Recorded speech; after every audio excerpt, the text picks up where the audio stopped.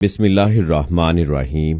السلام علیکم۔ تو کہتے ہیں کہ فرعون نے اپنے وزیر حامان کو حکم دیا کہ میرے لیے آسمان کے راستوں تک ایک اونچا محل بناؤ، میں اس پر چڑھ کر دیکھوں گا، شاید میں آسمان پر جانے والے راستوں تک پہنچ جاؤں اور وہاں جا کر حضرت موسیٰ علیہ السلام کے خدا کو جھانک کر دیکھوں۔ میرے گمان کے مطابق میرے علاوہ کسی اور خدا کے وجود کا دعویٰ کرنے میں موسیٰ علیہ السلام جھوٹے ہیں۔ یہ بات بھی فرعون نے اپنی قوم کو فریب دینے کے لیے کہی، کیونکہ وہ جانتا تھا کہ برحق معبود صرف اللہ ہے اور فرعون اپنے آپ کو فریب کاری کے لیے معبود ٹھہرا رہا ہے۔ جب حامان کو یہ حکم ملا تو اس نے اینٹیں بنانے اور چونا پکانے کا کام فوری طور پر شروع کر دیا اور محل بنانے کے لیے ہر چیز کا انتظام کیا جانے لگا۔ ساری دنیا کے کاریگروں کو اکٹھا کیا جانے لگا۔ کہتے ہیں کہ مزدوروں کے علاوہ صرف کاریگروں کی تعداد ہی 50,000 سے زائد تھی۔ 7 سال میں یہ محل تیار کیا گیا اور اس کی جو بلندی تھی اس کی مثال دنیا کے پیدا ہونے سے لے کر آج تک نہیں ملتی۔ یہ محل فرعون کی خواہشات کے مطابق تیار کیا گیا تھا، لیکن دوستو یاد رہے کہ یہی محل پھر فرعون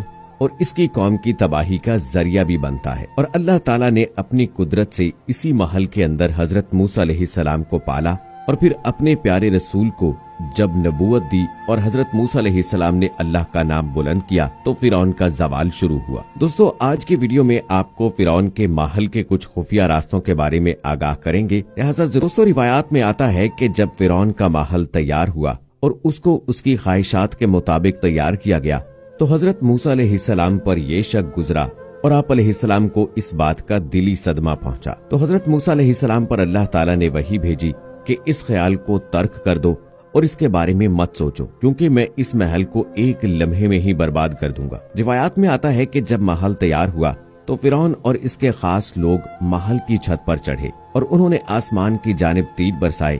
جب یہ تیر واپس آئے تو وہ خون سے آلودہ تھے۔ تو فرعون اور فرعون کے حواری کہنے لگے کہ ہم نے موسیٰ علیہ السلام کے رب کو قتل کر دیا، نعوذ باللہ۔ پھر اللہ تعالیٰ نے حضرت جبرائیل علیہ السلام کو حکم دیا تو انہوں نے اپنا پر مار کر اس محل کے 3 ٹکڑے کر دیے۔ ان میں سے ایک ٹکڑا سمندر میں گرا، ایک ٹکڑا ہندوستان میں گرا اور ایک ٹکڑا مغرب میں جا گرا۔ اور ایک روایت میں یہ بات بھی ملتی ہے کہ ان میں سے ایک ٹکڑا فرعون کی قوم پر بھی گرا تھا، جس سے فرعون کی قوم کے 10 لاکھ لوگ ہلاک ہو گئے تھے۔ اور یہ بھی مشہور ہے کہ جن لوگوں نے یہ محل تیار کیا تھا وہ لوگ بھی ڈوب کر یا جل کر یا کسی دوسری آفت کا شکار ہو کر مر گئے تھے۔ یوں اللہ تعالیٰ نے فرعون کے اس محل کو طلوع آفتاب اور غروب آفتاب کے درمیانی وقت میں تباہ کر ڈالا۔ جب فرعون نے یہ مناظر دیکھے تو اس نے حضرت موسیٰ علیہ السلام سے جنگ شروع کر دی اور اللہ نے اس کو مختلف معجزوں سے آزمایا، اور ان معجزوں میں ید بیضا، طوفان، ٹڈی دل، خون، صورتوں کا بدل جانا اور دنیا کا پھٹ جانا شامل تھا۔ کہتے ہیں کہ فرعون نے خدائی کا دعویٰ کرنے سے پہلے یہ محل تیار کروایا تھا اور اس نے مرکزی دروازے پر بسم اللہ الرحمن الرحیم لکھوا رکھا تھا، اور جب موسیٰ علیہ السلام نے اس کو اللہ تعالیٰ کی طرف بلایا اور اس کو دعوت دی تو اس نے انکار کیا اور سرکشی اختیار کر لی۔ حضرت موسیٰ علیہ السلام نے فرمایا، اے اللہ، میں فرعون کو بار بار آپ کی طرف بلاتا ہوں لیکن مجھے اس میں کوئی بھلائی نظر نہیں آتی۔ اور اللہ تعالیٰ نے فرمایا، اے موسیٰ، تم اسے ہلاک کر دینا چاہتے ہو؟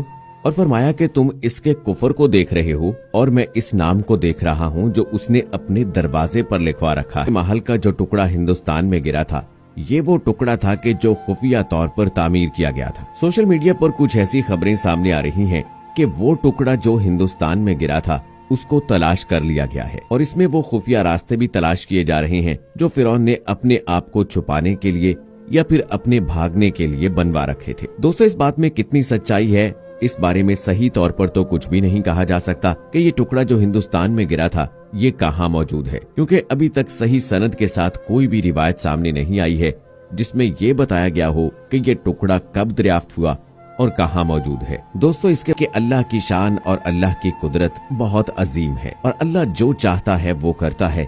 اللہ کے علاوہ جتنی بھی طاقتیں ہیں وہ سب اللہ کی طاقت کے سامنے ہیچ ہیں۔ یاد رہے کہ فرعون کا زوال تو اسی وقت شروع ہو چکا تھا جب فرعون نے خواب دیکھا کہ بیت المقدس کی طرف سے آگ آئی، اس نے مصر کو گھیر کر تمام قبطیوں کو جلا ڈالا، بنی اسرائیل کو کچھ ضرر نہ پہنچایا۔ اس سے اس کو بہت وحشت ہوئی۔ کاہنوں نے تعبیر دی کہ بنی اسرائیل میں ایک لڑکا پیدا ہوگا जो तेरे हलाक और जवाले सल्तनत का बायस होगा। ये सुनकर फिरौन ने हुक्म दिया कि बनी इसराइल में जो लड़का पैदा हो कत्ल कर दिया जाए। दाइयां तफ्तीश के लिए मुकर्रर हुई। 12,000 या एक रिवायत के मुताबिक 17,000 लड़के कत्ल कर डाले गए और 90,000 हमल गिरा दिए गए और मशीयत इलाही से इस कौम के बूढ़े जल्द जल्द मरने लगे। कौम किब्द के रौसा ने घबराकर फिरौन से शिकायत की कि बनी इसराइल में मौत की गर्म बाजारी है, इस पर उनके बच्चे भी कत्ल किए जाते हैं, तो हमें खिदमतगार कहाँ से मुयस्सर आएंगे। फिरौन ने हुक्म दिया कि 1 साल बच्चे कत्ल किए जाएं और 1 साल छोड़े जाएं। तो जो साल छोड़ने का था